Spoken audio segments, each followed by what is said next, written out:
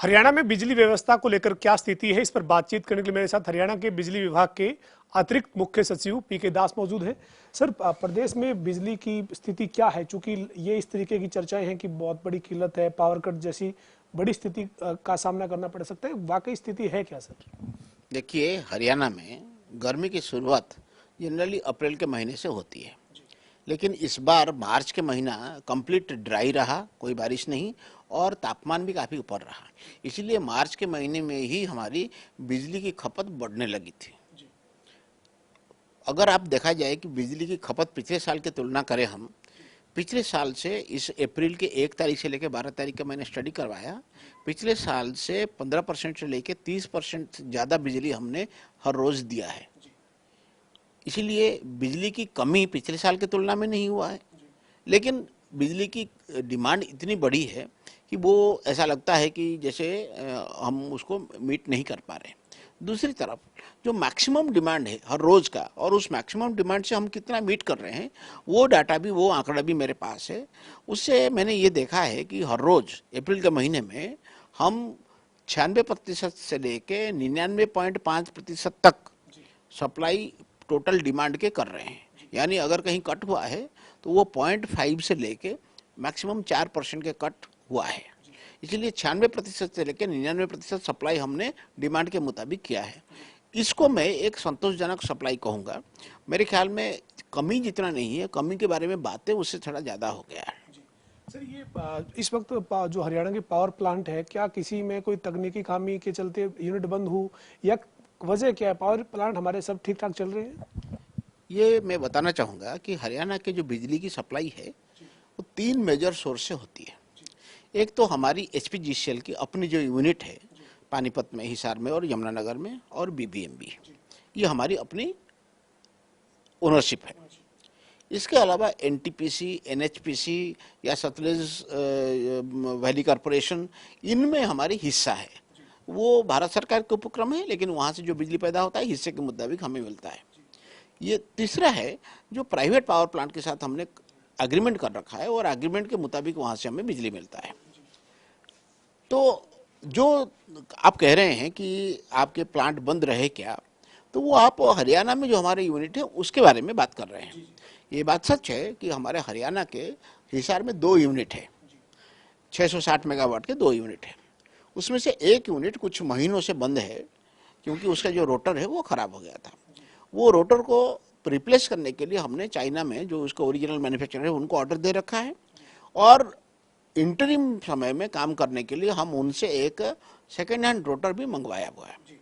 लेकिन अनफॉर्चुनेटली अभी चाइना में कोविड जनित लॉकडाउन चल रहा है, और ख़ास करके शंघाई, जहाँ से हमारे ये स्पेयर्स वगैरह आने हैं, वहाँ लॉकडाउन चल रहा है। इसीलिए सामान वहाँ तैयार है, लेकिन लॉकडाउन की वजह से वहाँ से ला नहीं पा रहे हैं, वो लोग सप्लाई नहीं कर पा रहे हैं।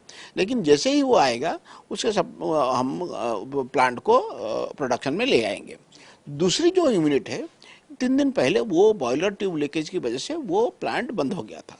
जब भी बॉयलर ट्यूब लीकेज या कोई माइनर फॉल्ट होता है तो उस प्लांट को रिपेयर करके वापस लाने में 3 या 4 दिन लगते हैं। पहले तो बॉयलर ट्यूब लीकेज के लिए प्लांट को ठंडा किया जाता है, बॉयलर ठंडा होने में 48 घंटा लगता है। फिर उसके अंदर जाते हैं हमारे इंजीनियर, और कौन से हिस्से में बॉयल ट्यूब के लीकेज हुआ है उसको आइडेंटिफाई करते हैं, फिर उसको रिप्लेस करते हैं, उसके बाद फिर से उसको चलाते हैं। तो वो प्लांट कल, हमारा जो सेकेंड यूनिट था वो कल से काम करना शुरू कर दिया है।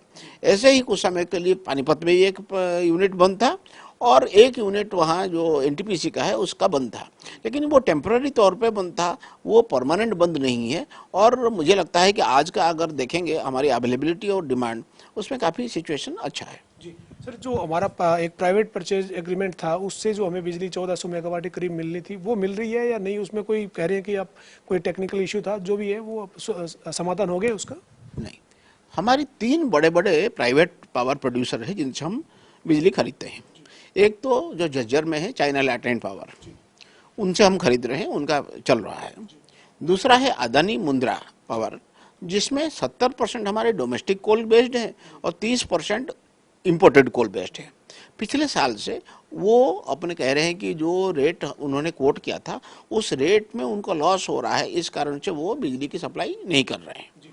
और उसमें उनके साथ हमारे समय समय पर बातें होती रहती है। अभी भी उन्होंने कुछ नया प्रस्ताव हमारे सामने रखा है, कैसे बिजली की सप्लाई फिर स्टार्ट किया जा सके। सरकार उसको देख रहे हैं और बहुत जल्दी उसके बारे में कोई संतोषजनक फैसला हम करेंगे। अंतिम सवाल है सर, पीक सीजन जैसे जून में जुलाई में रहेगा, ट्यूबवेल के कनेक्शन जो है उन पे भी बिजली की जरूरत पड़ेगी किसानों की बिजाई के लिए, तो हम पूरी तरह से तैयार हैं, हमें किसी भी तरह की स्थिति का ऐसी का सामना नहीं करना पड़ेगा? चूंकि पड़ोसी राज्य पंजाब में खासतौर पर बड़ी एक चर्चा है कि वहाँ बड़ा बिजली की किल्लत है। आपको पिछले साल याद करना चाहिए, जब हमारे पड़ोस में हाहाकार मच रहा था तो हमारे पास कोयला 1 दिन के, 2 दिन के, 3 दिन के रहा, ऐसी स्थिति रही है। लेकिन उसके बावजूद भी कभी कोयला की ना होने की वजह से हमने प्लांट बंद नहीं किया, ना ही हमने कभी लोगों के बिजली कटौती किया क्योंकि हमारे पास बिजली नहीं है। इस बार भी हमारी जो मेन मांग है, हमारी मेन मांग शुरू होती है जून 15 तारीख से और सितंबर 7-8 तक चलती है, जो हमारी जीरी की मांग पीक पर होती है और गर्मी की मांग भी पीक पर होती है। उसको ध्यान में रखते हुए अब से लेके सितंबर के फर्स्ट वीक तक हमने अपनी तैयारी की है। वो तैयारी कैसे कैसे है? बारिश के दिनों में कोयले के खान से कोयले की सप्लाई बाधित हो जाती है, उसको ध्यान में रखते हुए अभी से हम अपने कोयले के स्टॉक को बढ़ा रहे हैं। तो कोयले मिनिस्ट्री के साथ बात करके, रेलवे के साथ बात करके आज की हमारी जितना खपत डेली हो रही है उससे थोड़ा ज़्यादा कोयला लाने की वहाँ से कोशिश की जा रही है। इसके अलावा सारे देश में कोयले की जो कमी को ध्यान में रखते हुए पावर मिनिस्ट्री ने हमें हिदायत दी है कि हम कुछ इम्पोर्टेड कोयला भी अपने लिए खरीदें। तो 4% इम्पोर्टेड कोयला खरीदने के लिए मैंने कार्रवाई शुरू कर दी है और ज़रूरत पड़ेगा तो उसको 10% तक हम इम्पोर्टेड कोयला खरीदेंगे। इसके अलावा जो कोयला की खान से आमतौर पर हम कोयला लाते हैं ट्रेन से, रेक से लाते हैं, लेकिन एक और व्यवस्था है जहाँ अगर वहाँ खान के नज़दीक अगर रेक में कोई कमी है कैपेसिटी, तो हम कुछ दूरी उसका ट्रक से लाते हैं बाई रोड और वहाँ से फिर ट्रेन में लोड करके लाते हैं। उसको कहते हैं RCR, रोड कम रेल।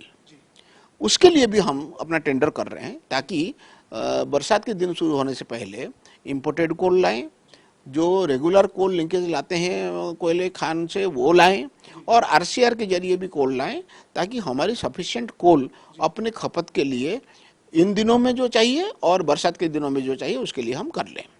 इसके अलावा जो हमारी शॉर्टेज है उसको ध्यान में रखते हुए एक तो हमने कुछ शॉर्ट टर्म 3 महीने के लिए पावर खरीदने के लिए भी टेंडर किया है। इसके अलावा 3 साल के लिए 500 मेगावाट पावर कि हमने एक व्यवस्था किया है और HERC के उसको मंजूरी के लिए भेज दिया है, जो 15 तारीख से, इसी 15 तारीख से हमें 500 मेगावाट वो बिजली मिलेगी। मुझे ये भी उम्मीद है कि जो हिसार में 1 यूनिट हमारा बंद है, जो उसमें रोटर लगाने की बारी है, जैसे ही अप्रैल के एंड तक मुझे उम्मीद है कि शंघाई में लॉकडाउन खुल जाएगा तो मैं उसके 15 दिन के अंदर अंदर वो यूनिट ले आऊँगा। यानी अगर मई के 3rd वीक तक मैं यूनिट ले आता हूँ तो हमारा जो समर पीक है जून, जुलाई, अगस्त, वो समर पीक को फिर हम अपने पावर के जरिए कर सकेंगे। कुछ हो सकता है ज़रूरत पड़ने पर एक्सचेंज से दिन के समय, किसी समय मतलब जैसे शाम के वक्त ज़रूरत पड़ा तो उसमें थोड़ा खरीदेंगे, ऐसा हो सकता है। लेकिन आमतौर पर हमारी तैयारी हमारे हरियाणा के लोगों की मांग को पूरा करने के लिए यथेष्ट होगा। हमारे साथ हरियाणा के बिजली विभाग के अतिरिक्त मुख्य सचिव PK दास थे, जिन्होंने प्रदेश में बिजली की कितनी डिमांड है और कितनी उपलब्धता है उसकी जानकारी दी। साथ ही साथ कहा कि इस वक्त की अगर हम बात करें तो 96% से लेकर 99% तक जो है वो बिजली उपलब्ध करवाई जा रही है। साथ ही आगे जो पीक सीजन होगा उसको लेकर भी पूरी तैयारी, चाहे वो कोयले के स्टॉक को लेकर है या अन्य जगहों से किस तरह से बिजली को जो वो लोगों को दिया जाना है उसको लेकर तैयारी की गई है। वीडियो जर्नलिस्ट विजेंद्र के साथ पवन सिंह, जनता TV, चंडीगढ़।